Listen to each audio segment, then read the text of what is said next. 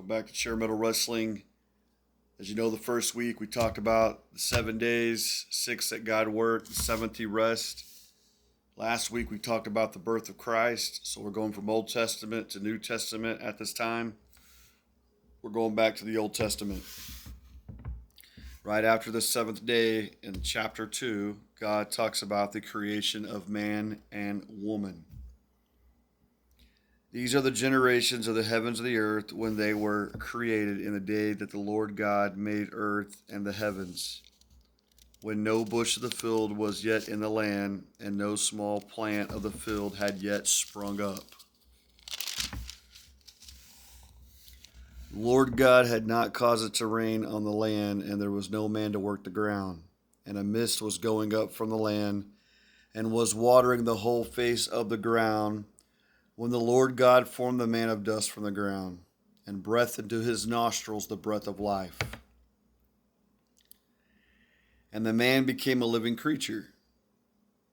And the Lord God planted a garden in Eden in the east, and there he put the man whom he had formed, and out of the ground the Lord God made to spring up every tree that is pleasant to the sight and good for food.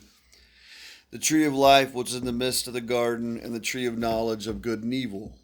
A river flowed out of Eden to water the garden, and there it divided and became 4 rivers.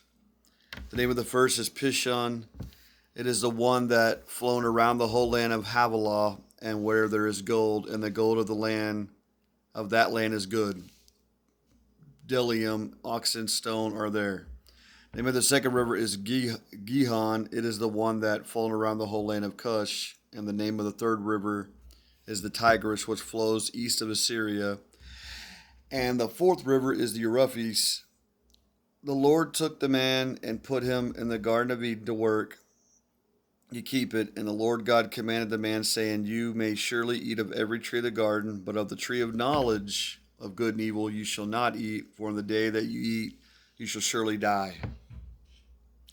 The Lord said, It is not good that man should be alone. I will make him a helper for him, fit for him. Now out of the ground the Lord God had formed every beast of the field, and every bird of the heavens brought them to the man to see he would call them, to see what he would call them, and whatever the man called every living creature, that was its name. The man gave names to all livestock, and to the birds of the heavens, and to every beast of the field. But for Adam there was not found a helper fit for him. So the Lord God caused a deep sleep to fall upon the man. While he slept, took one of his ribs, closed up its place with flesh, and the rib that the Lord God had taken from man he had made into a woman, and brought her to the man. And then the man said, This at last is bone of my bones, flesh of my flesh. She shall be called a woman, because she was taken out of a man. Therefore a man shall leave his father and his mother, and hold fast to his wife, and they shall become one flesh. And the man and his wife were both naked and not ashamed. So that is God created man and woman, the story in the book of Genesis. So much more to talk about, more wrestling to come. We're going to get through this Bible,